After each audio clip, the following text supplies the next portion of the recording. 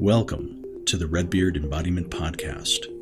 I am your host, Alex Green, and I'm on a mission to bring the power of embodiment to people all around the world.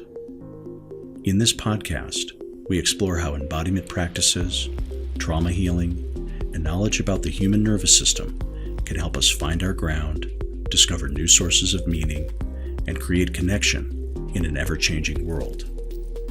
The deepest change is embodied change.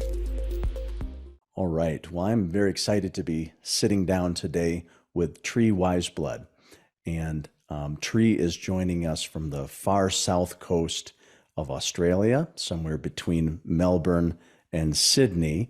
And I'm in Boulder, Colorado. And we were introduced by a mutual acquaintance, Chris Guimond, in Montreal, Canada. So we have a very international podcast recording today.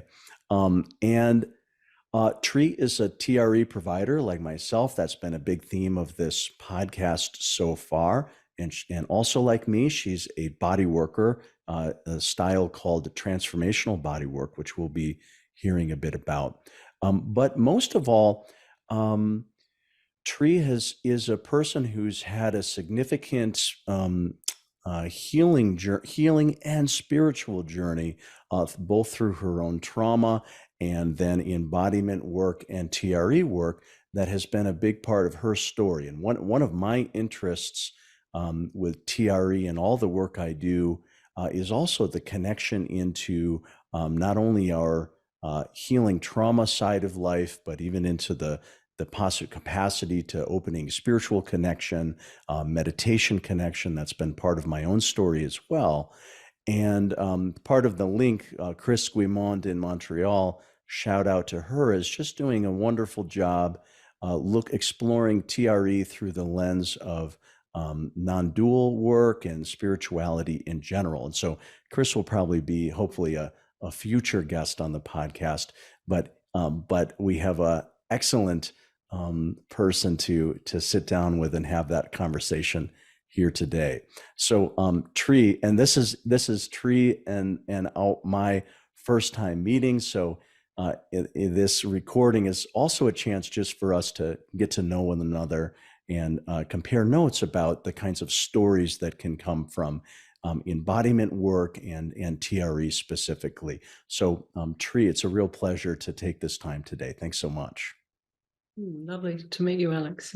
Yeah, great. Is there, so I know you only well enough to give a short intro, and of course we'll go back into your story, but is there anything else to situate you, that people should know? I tend to, my clients that come to me, I am happy to work with anyone, but I tend to work with people that are interested in the spiritual awakening process. Right. And my slant on that is, enlightenment isn't achieved by bypassing the body. It's by going into the body, literally into the body, and releasing and lightening the load so that can remember or experience that deeper part of ourselves. Perfect. Yeah, so trauma healing as a literal path to spiritual awakening. Yeah, I love that. Perfect theme. I've been waiting this has come up peripherally in some of our podcasts so far, but what I'm looking forward to today is that's the main focus for our conversation. So I'm excited. Let's just do a little bit of background story. Maybe just tell us about before the spiritual awakening, before the TRE work. What were some of the things that were led up to this phase of life for you? Okay. I mentioned that I trained when I was young as a potter, and I only mentioned that because the potter, like touching the clay and with the transformational body work, for me, touching into the flesh and, working on the vessel, it's sort of, there's this really beautiful, for me, there's this beautiful first experience with pottery and the vessel and the clay, and then the human vessel and the Right. flesh. Absolutely. Yeah.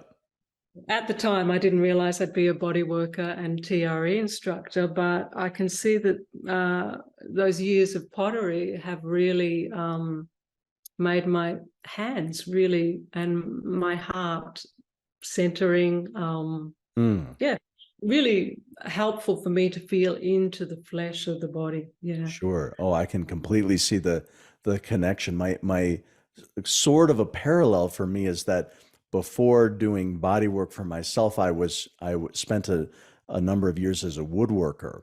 And I worked not only with the wood, but my work was quite physical because I often would start with the tree, cut down the tree, or find a dead tree and then saw it.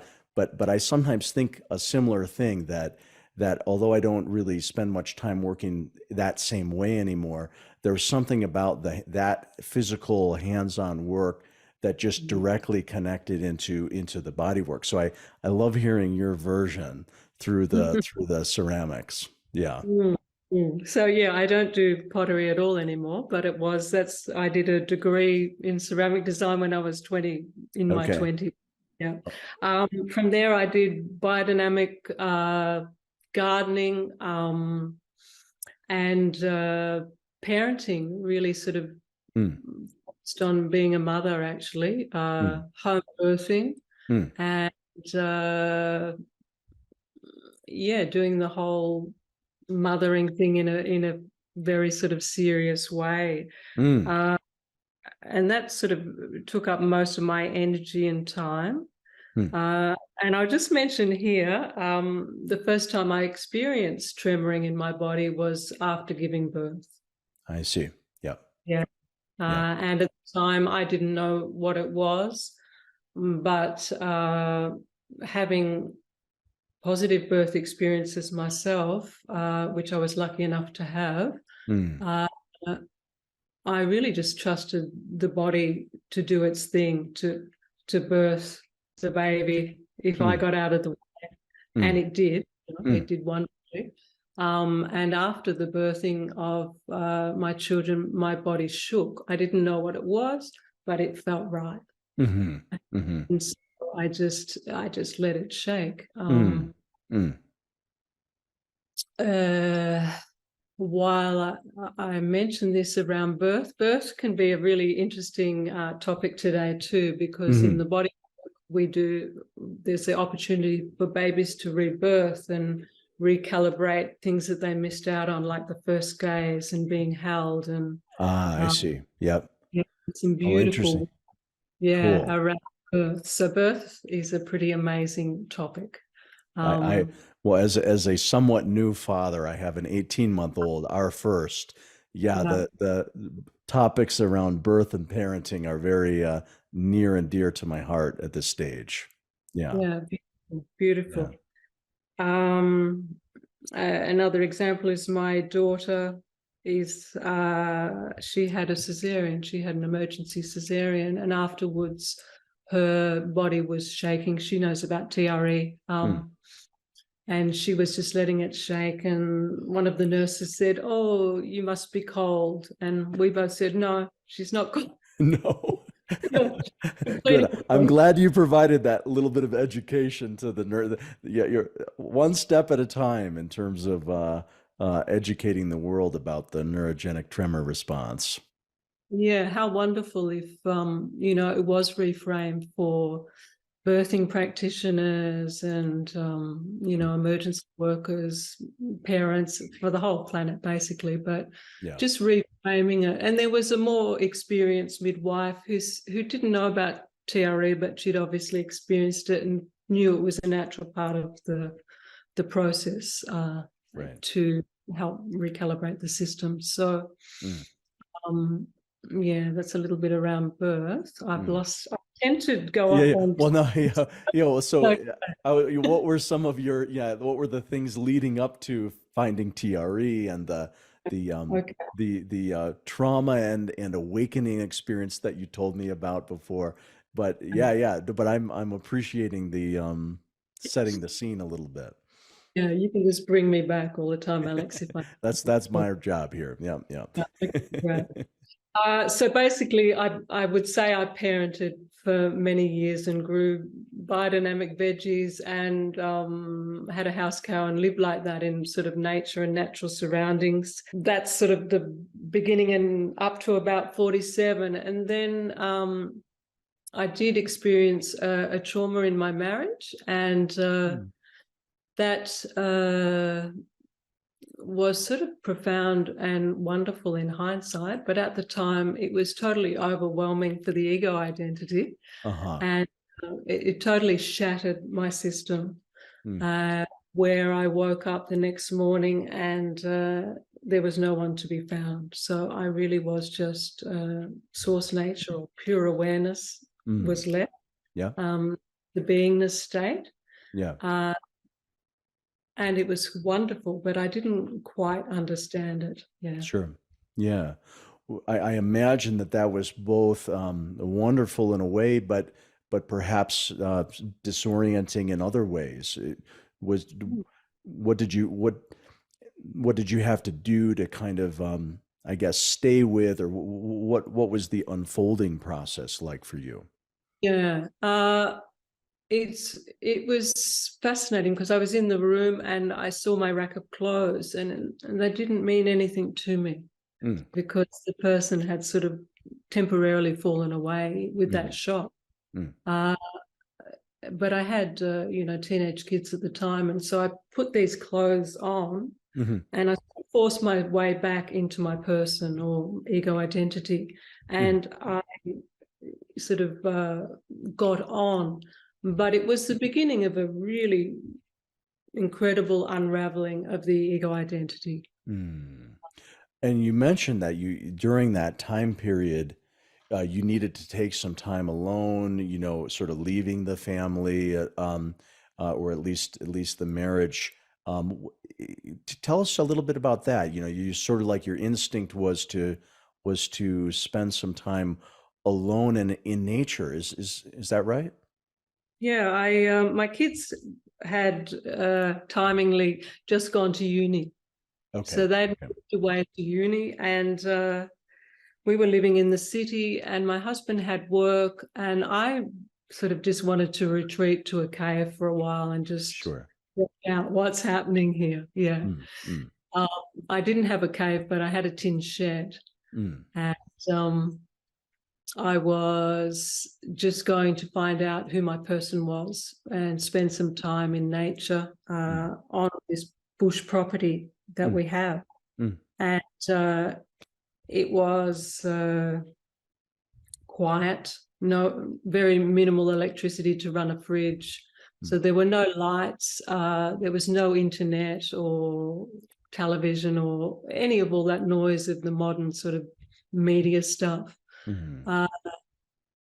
And I tended my body. I swam in the oceans and the rivers, and I took myself out to nature and would just sit for hours in nature. Really, really just tending myself. And this 1 year eventually turned into 3 years. Okay. Yeah. And in that time, it turned into really I was going through menopause also at the time, which again, I don't know, I feel like I've been lucky enough to see birth and menopause and all these things as an opportunity. Yeah. And menopause for me was another portal. Yeah. So I reviewed and I immersed myself in looking within. Right. And in the quiet and solitude, what happened was 2 spirit guides came, and they must have felt that I was a worthy subject because I would spend time in nature in all sorts of weather. And I had been given I couldn't meditate at the time, Alex, because my nervous system was too dysregulated, Hmm. and my body was full of sensation. Uh-huh. So Yep. it I didn't. was just going to ask you about the body side of it, so I'm glad you're speaking to that now. Yeah. Yeah. So I got guided. It was a very synchronistic, intuitive time where I was really listening Sure. for guidance. And the universe sort of guided me through a whole healing process. Mm. Um, and I was guided to do toning, so sounding. Mm. And Yep.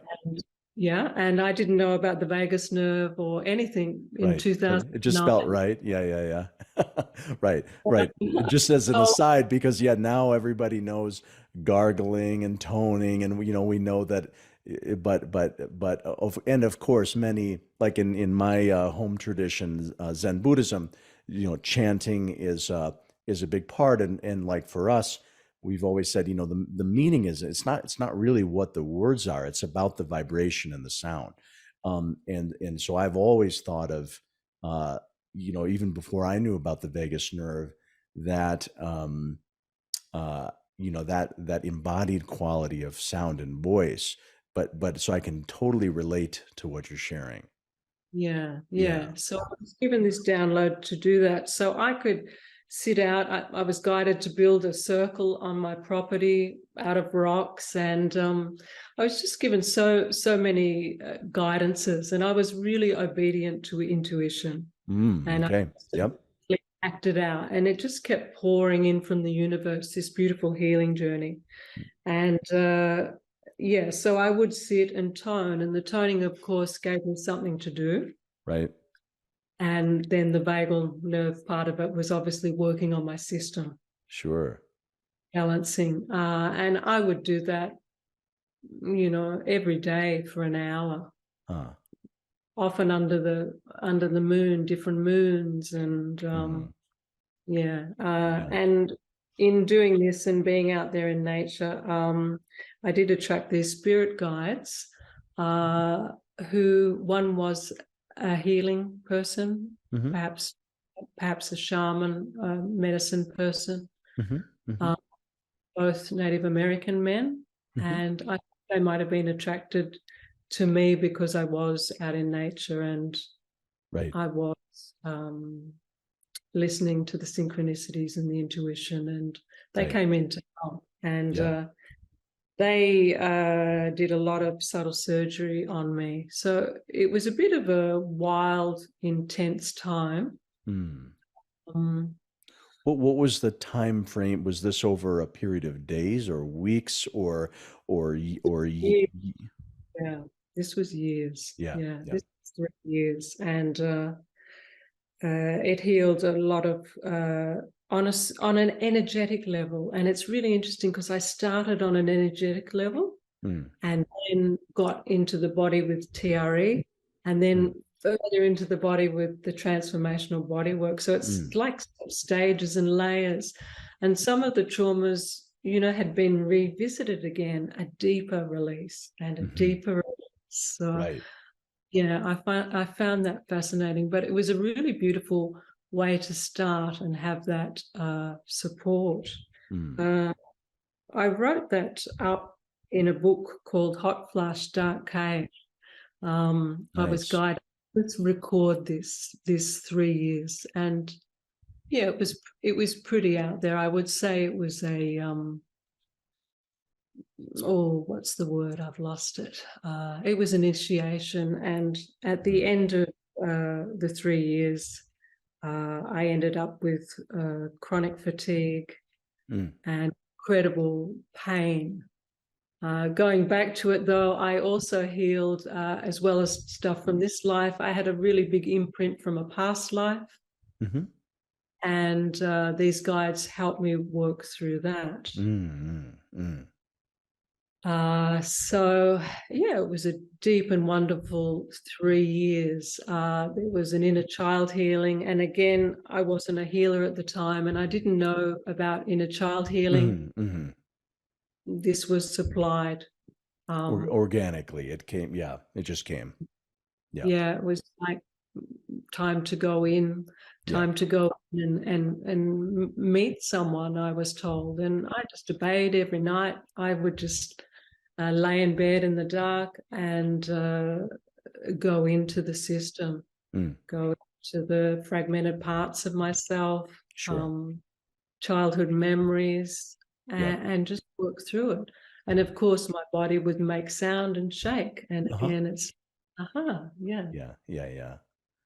Yeah. Mm. Well, and so you met, I think you told me earlier, it wasn't your, you said you had the chronic fatigue syndrome and then that incredible jaw pain. And somehow that was connected to when you did your first TRE workshop or something like that. Is that correct? Yeah. I'd come out of this 3 years of intense sort of healing on an energetic level. And I had come out of that with a sense of unity consciousness. Spend so much time in nature. And when I say spiritual awakening, there's been many awakenings and they've had different flavors. Sure. But the first one was unity consciousness. And my body was incredible pain. Okay. And I had chronic fatigue. And a bit of that was I had a lot of openings, chakra openings during that 3-year process. Heart, third eye, crown. And I also asked spirit and, what is this pain and this chronic fatigue? And it was like, you still, even though you're experiencing unity consciousness, there's still a separate self. There's still an ego identity driving the show. And it was like surrender. So I had a vision of my body chopped up at the bottom of the bed with chronic fatigue in a rubbish bin, all dismembered. And I've even heard since then that is also a thing. Right. I've heard of that thing as well. Yes. Yep. Often the organic things that happen are a thing that, Right. So I got told to surrender and I just surrendered and surrendered and surrendered. And eventually my body was rebuilt and I was up and going again, but I still had the chronic jaw pain. And my sister knew about TRE. And because I had started to practice as a shamanic practitioner, because one of the guides asked me to do his work now in this time. I see. Which I started to do. Sure. And when I would work on people, often a part of their body would shake in a release. Yeah. And now on the transformational body work, I'll often just put my hands on people's feet just to sort of settle them into the session. And already energy's leaving, but also they'll start to tremor. And it's like, in space here. Right. So, but back to, I went to Richmond Heath and Yelka Slapper, I think, had a workshop TRE introduction, and it was probably about 2013. And we tremored for most of the weekend, which is another story. TRE since then. Okay. Yeah. But I went in with chronic pain in my face and a lot of contraction. And of course, my body took to tremoring because my nervous system has been dysregulated since in utero, I would say. And it tremored and flicked and shook. And of course, my jaw became involved and unwound the whole pain. So I went home from that weekend totally overwhelmed because we tremored too much. Yeah. But my jaw pain was gone. Well, this was 10 years ago, right? People were still pushing we didn't know quite as much about titration and pendulation. Not a lot of regulation, but I was sold because it was wonderful. I was pain-free for the first time forever. And Yeah, I still use that as maintenance because we still have our contraction areas in our body that sort of will grip. Sure. Yeah. So I can still get pain. So up my right side, I haven't sorted through it all yet, even though I've been on this healing journey for a long time. The body will contract in the right buttock, the shoulder, and up into the jaw. So Yeah. I still use TRE for maintenance. Yeah. Yeah. Yeah. Yeah. Wonderful. Right. Well, so I wonder if you could share a little bit about, as you said earlier, the people that you tend to work with and call in are people who similarly are perhaps on an awakening experience or on an awakening journey. And maybe just share a little bit, like, do people come and are with you? Are you working with groups? Are you working with people online? Just what are the ways that you are facilitating and working with others these days? Yeah, okay. All of those things actually, Alex. Yeah, My first preference is in person. I sure. love to work in person best, Yeah. but I do teach over the net as well. And I have a weekly group of people that are very committed to the spiritual path, and they have a weekly tremor, and we do a non-dual guided meditation. Mm, Um, and I've just started in the local village again, another TRE introduction in a group setting. mm. Uh, The group that you mentioned with the non-dual meditation and whatnot, is that an online group or is that an in-person? that's an online, Oh, yeah. perfect. Excellent. Okay, great. Yeah. So yeah, we discuss, awakening and our edge that we're working into at the moment.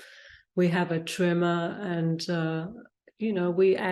we add to the tremor because a lot of them are quite experienced tremorers now, and so Right. we do work with the breath or Yeah. a little bit of fascial self body work Yep. to release and see how that impacts the body.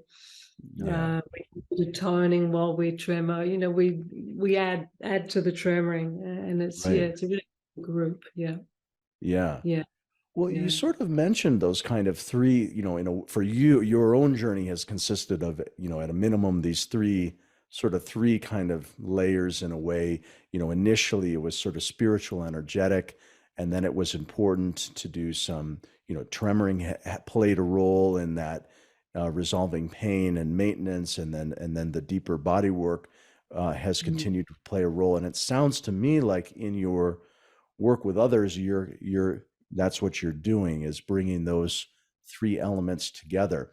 Um, could you just share a little bit about that? How do you, when you're actually, maybe this is a good question, if you're doing one-on-one work with somebody, where do you typically start? How do you evaluate what would serve, or what would be helpful for that person?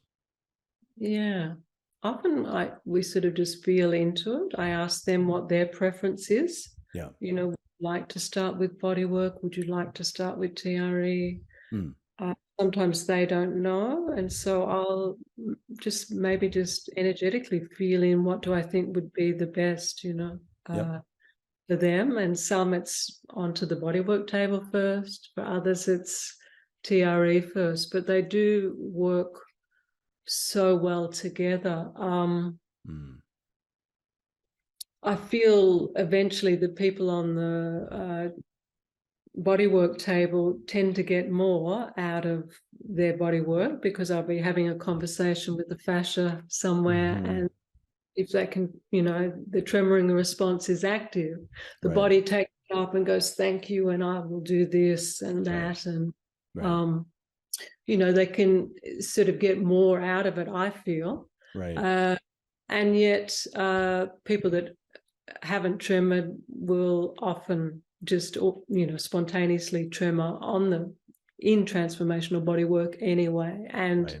of course you'll see a little tremor and they'll shut it down, and you go, oh, that's really nice what your body's doing there, and just Mm, reassure them, your body's wisdom's coming in. So if you feel that your body might like to spontaneously move, we don't have to have anything, but if it wants to, yeah. we Yeah. just that happen, and then they build with that. They oh well, okay, and then they let it happen more and more. So either way, it Yeah, seems yeah. to, yeah, Yeah, yeah. very, that really matches. I was sharing with you earlier, my own entry point into TRE was also that both before I was a body worker, I had a big shaking experience when I received body work.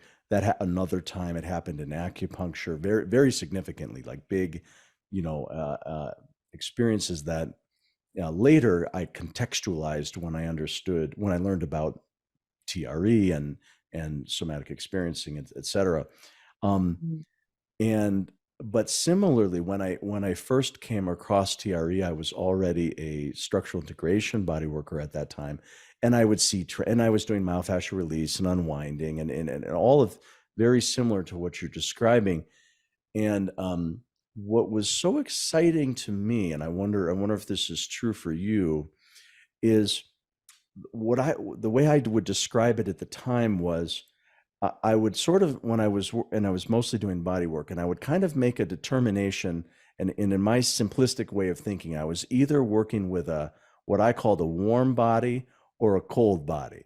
And what I meant by that was that a warm body meant that there was already sort of an awakeness or a liveliness, that when we worked on fascia or muscle, that there was movement or a lot of sensation or connection into uh, emotion or meaning. That was what I called a quote unquote warm body. But then a lot of people were sort of what I called a cold body, which meant not that they didn't have those same capacities, they just weren't online yet.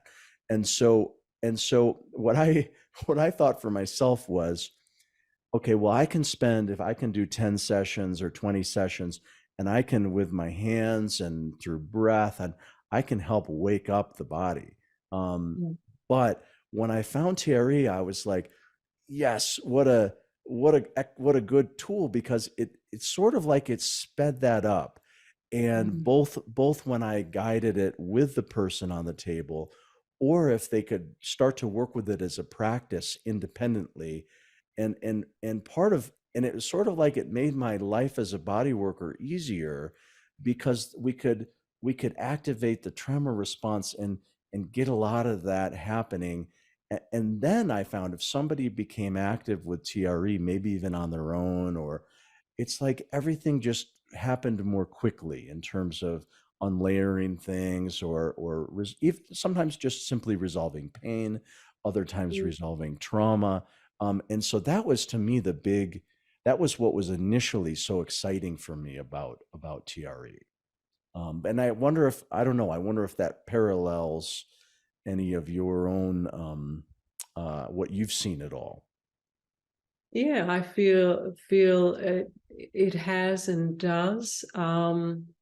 The people that have worked with TRE too, they've got more of a relationship with their body and releasing.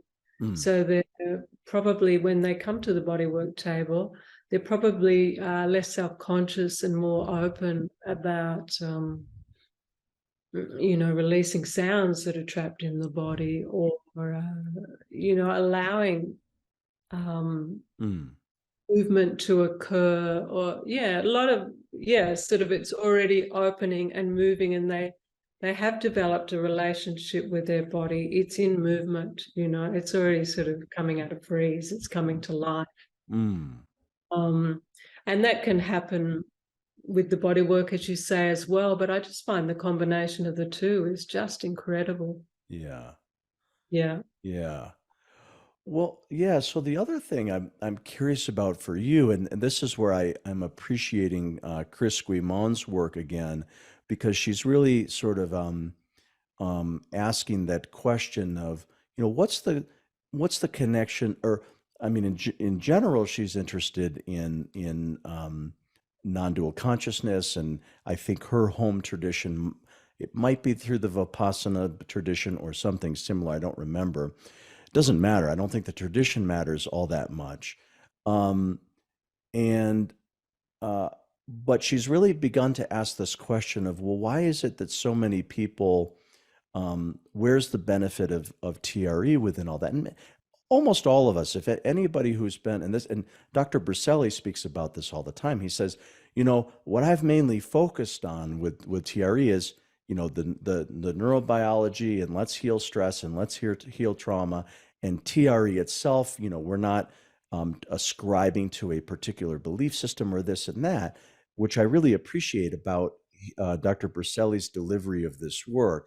But he often makes the comment, but boy, I sure hear a lot of stories about, this really supercharged my connection to my prayer or God, or people from a whole variety of, or people who didn't previously have a spiritual orientation are sometimes having experiences, and then now they're looking for, well, where do I put this into my experience? So most of us who've been around TRE for long enough have either had our own personal experiences in that direction, or we've seen that with others where, we led a group and then somebody contacts you a few days later and they say, wow, I don't know what the heck happened there, but now all these other things are kind of happening. So, so again, I think Chris is doing this beautiful job of looking at that topic more kind of directly. And I'm curious for you, do you find,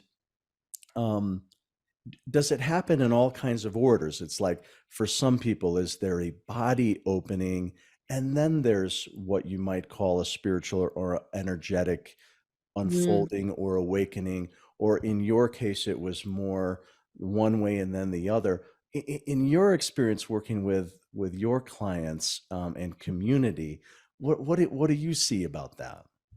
Okay. Well, first of all, I just want to say about my nervous system, and then I'll go to the clients. Pre-TRE, so for me, the releasing of the pain was incredible. However, even more important than that was my nervous system coming out of continual activation, fight, flight, fall, freeze loop. Right. Where life was a existential dread, really. Yeah. And now, it's wonderful. Life is wonderful. It's that experience of heaven on earth. And and a lot of that I attribute to the nervous system. So an activated nervous system keeps the beingness hostage. Okay. So, okay. yeah, this is the premise that I work on. Yep. What is the ego identity formed up out of? Sanskaras, so past life impressions, conditioning, and trauma. And so, the TRE and the body work can work deeply on the trauma and balancing the nervous system. And when the nervous system is in a more balanced state, a more resilient nervous system, the experience of the underlying beingness, which is in all of us, God, true nature, source, whatever you call it, it is already here in all of us, Right. But who is quiet enough, what system is quiet enough to touch in and remember that natural state? Yeah, so healing the trauma and balancing the nervous system, that beingness or that godhood or whatever you want to call it can start to flourish through this body-mind system. Sure. It can be more of the hollow bone to whatever extent we clear. Right. So that's sort of been my own personal experience, and many awakenings have occurred to person eventually falling away more completely. Right. Embodiment, the head awakening, the heart awakening, unity consciousness, the head awakening more to like vast dry spaciousness. And the awakening for me is the embodiment of all that consciousness coming here through this body. Right. And then, the energetic Kundalini awakening coming and refining and clearing the system more and more. Right. So I feel like TRE has made a pathway for all that to occur in my system. Yeah. With the clients in the bodywork, we often, in the bodywork as well, we work with the Reiki and character structures. So that's fascinating work too. So you'll see people coming across the lawn here and you'll go, oh, beautiful, okay, a rigid oral, Right. and right. Yeah. so you've got that sort of background. So particularly, the rigids are defensive and frightened, and Right. their ego identity is noisy on that level. And, orals are needy, and, the endurers are angry, and, under that, what's under that, sadness. And so there's all these things that form our body and ego identity. Right. And it's often, again, going back to childhood, early childhood and birth. Yeah.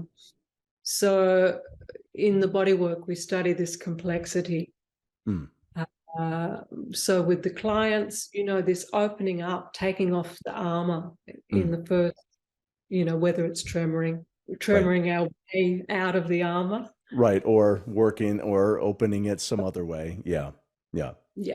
Helping to remove the armor and opening the system up, and then going deeper with the body work, and into the belly, Right. into the mouth and the neck, the whole body, the whole system. Now, tremoring does the whole system, and body work, there's 12 sessions where we work on the whole system. Right. I see. Yeah. Yeah. So I see clients, sorry, Alex. Yeah, go ahead. Yeah. Less rigidity, more relaxation, more openness, more safety, so the heart can open, more quietness of the ego identity, so they can start to tap into what's under the person and spend more time there. I have had some very dear, close clients that come for retreats, and they said that they are from a Buddhist tradition, and they've spent, 30 years in their Buddhist tradition, and coming and doing the body work, they've opened and felt more of their godhood, just doing intensive body work and TRE. And we also do work where we notice our nervous system, notice where we're contracting into personhood, notice it when we're more settled as our beingness. And they said they've just come on in bounds in a few years of this work. Yeah. Yeah, it's so interesting. That's a little bit of my own sort of story also, which was, when I started with TRE, besides so public or professionally, I was using it for in my therapeutic bodywork practice. But in addition, I was bringing it in. I was my home tradition for meditative practice is a Zen Buddhist community, and we have a branch in Wisconsin and in the United States, and with lots of retreats. And there's an organization, sort of a kind of an outgrowth of the Zen community, organization called the Institute for Zen Leadership is what it's called. And what it is it's an active organization, is it's taking some principles of Zen meditation, bringing it kind of out there into people who are, especially kind of like leadership organizations, not so much done in corporate settings, but people with some leadership interest, but they're wanting to understand principles of meditation or this and that. Anyway, it became this sort of experimental grounds because we had them for sort of, these were beginners, many times not previously meditators. We would have them come to rural Wisconsin at the retreat center for 3 or 4 days. We didn't have a lot of time, and the attitude of the founder, Ginny Whitelaw, was that, hey, let's just throw everything at them, not too intensely, but everything, sort of the stuff from our Zen tradition that's traditional, but hey, if there's anything modern that we can bring in, let's do it. And so um, I had already been incorporating a lot of body work into those retreats. And then I started incorporating TRE and body work into those retreats. And we had just sort of a similar experience, which was like, wow, we could go so much farther in 4 days of people coming in from their stressful lives, not yet having a connection to a meditative practice, coming into this, rural, natural setting. And of course, the first thing we taught was, the basics of sitting meditation from our perspective. But then we would use, and we used toning was part of our work as body work as well, and hands-on body work. But we started really leaning into TRE because we would work with everybody all at once. We didn't do it too much, maybe once a day or something. But what we discovered was that it was just this massive accelerant. It just helped open up the body armor, the character structure that you're talking about, and people just opened up. And I think it was the second or third 4-day retreat that we did it, and I was sitting with the group in the final meditation period, the last one before it was over, and I thought, and the feeling in the room of the meditative environment, and I just thought, man, how did we get from where we started on day one to where we are on day four? This is the feeling of sitting with a group of just very experienced meditators. And so what we really felt that it was that by including so much of the body work, and TRE was just a way to really bring those elements together. And that's just kind of part of what I hear in your story, that sort of similar, that if we can get the body there, somehow that takes us there a little bit more directly sometimes. Yeah, absolutely. I find that again and again. I just last week introduced 2 women to TRE, and after the first session, one woman looked up and said, "Oh my God, the color! Mm. Oh, the color! I can see everything. It's so colorful." And she was like, oh God, like amazed, a little bit shocked, like, what is this? What is this state? Right. And it's, well, yeah, you're seeing very clearly, this is the awake state. Yeah. Your system is calmed and you're not in your thinking mind. You've Right. probably spent your whole life in your thinking mind. Yeah. And so, the awake state is, the seeing is very clear. There's clarity, there's stillness, Yeah. and she said, my mind is quiet, like, Mm. yeah. And Mm. that was just after one shake. Yeah. Exactly. No, that to me is the amazing thing. What's also interesting to me is that, some of, when we look at the trauma world, which, at least over the last decade, but maybe longer, has become an important conversation worldwide.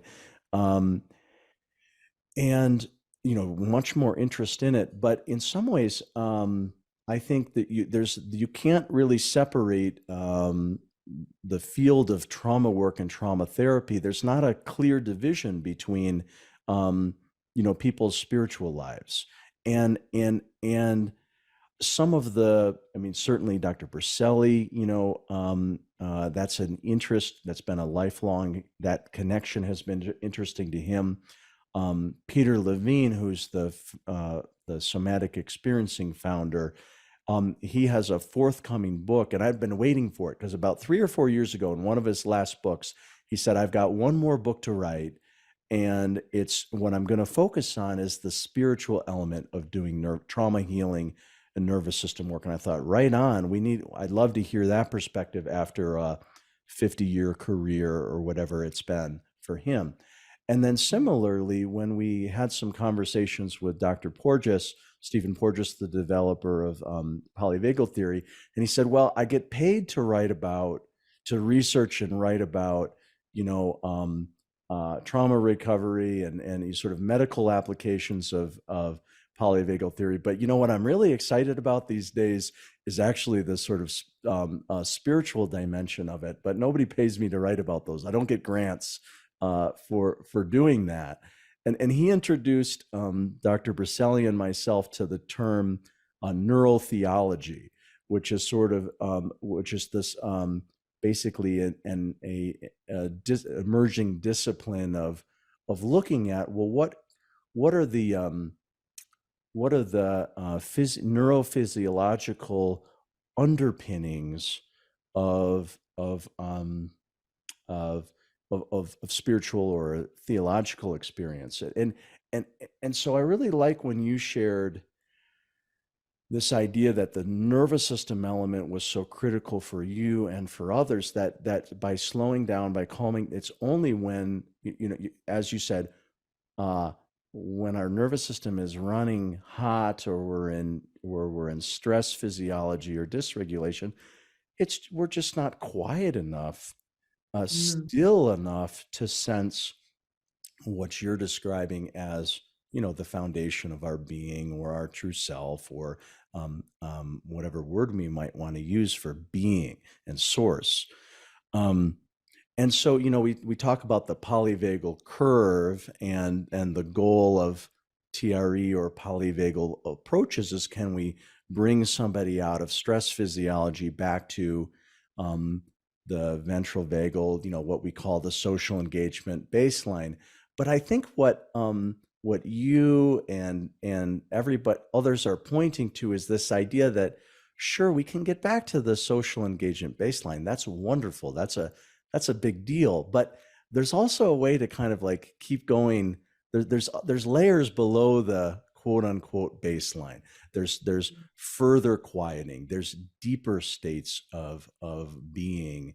And if you include nervous system language, which I do, my belief system is that for any experiential state of consciousness, unitive consciousness, or whatever, my view is that there's a correspondence to what's happening in our body and our nervous system and our brain waves and all of those kinds of things. And so I just am in love with this idea that working with the body and the nervous system can certainly can be good for all kinds of mundane things, like we're less stressed and we're more connected to our family. Those are wonderful. Those are wonderful results. But anybody who's also interested in whether you call it a deepening experience or an awakening experience, that it can very much be the pathway in that direction as well. Mm. And so that to me is what keeps me excited. I'm a little bit jealous of you, who because what it sounds like that's the focus of your work, and maybe jealous is too strong of a word, because I'm hugely appreciative of everybody that I work with, but I like the clarity that you've described, that's really the focus of your work. Yeah, it seems to be the people that come to me. Yeah, Yeah. they come to me, yeah, for spiritual awakening, and they know that the path here is healing trauma, healing the nervous system, and Perfect. that's how our system becomes enlightened.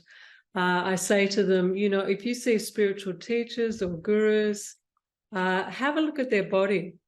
Mm. Have a look at their nervous system.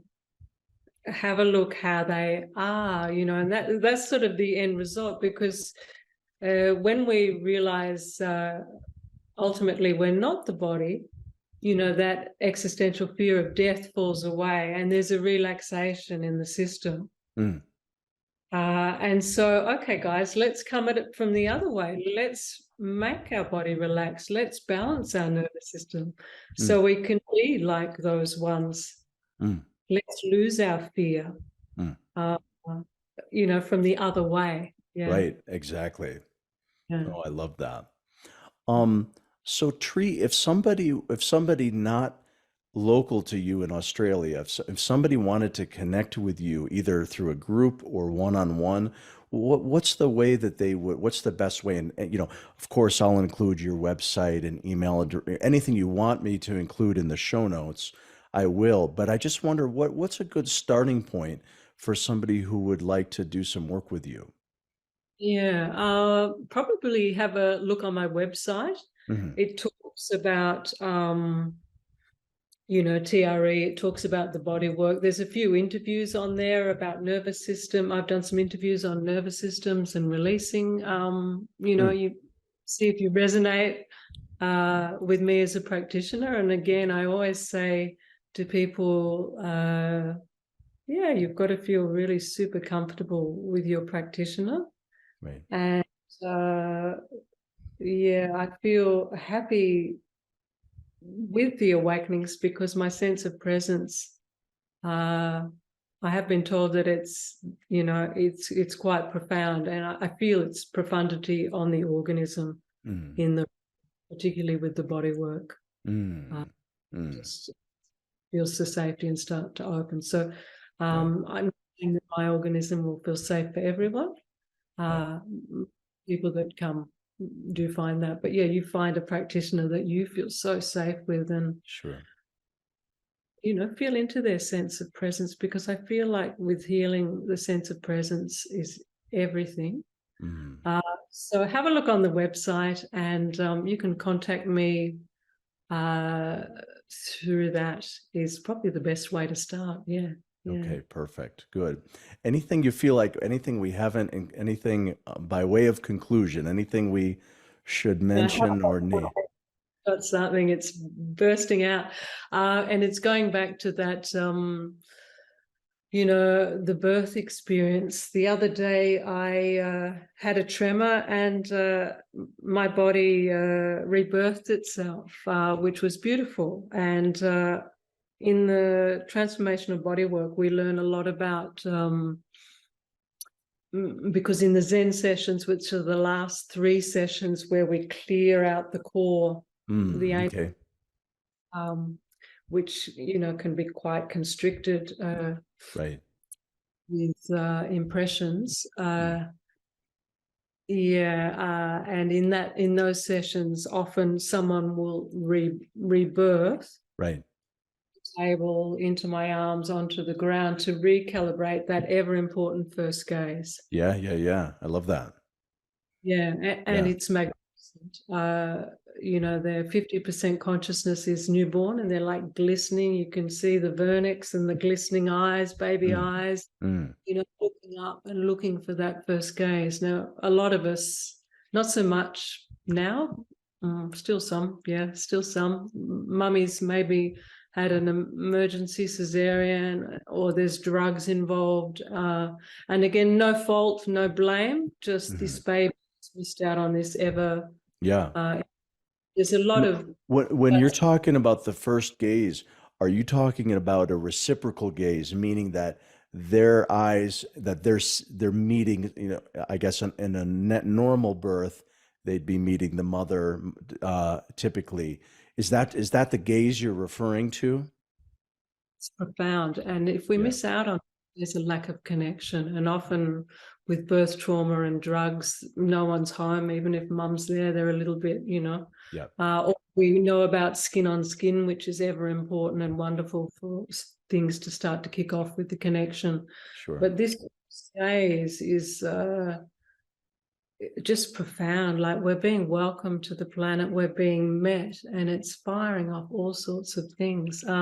And so a lot of adults haven't had that. In the Zen sessions of the body work, Mm, they'll go through a birth. It's quite intense. They'll mm, rebirth, they'll slither off the table, mm. and their little baby eyes will open up, and it can be quite hard for them to take the first gaze. Mm-hmm, mm-hmm, They've missed out on it, and mm-hmm, 50% is adult consciousness. But mm-hmm, I encourage them as a practitioner we can recalibrate this, you can take this in, and it's magnificent. It's so sacred and beautiful. That And sounds profound. Yeah.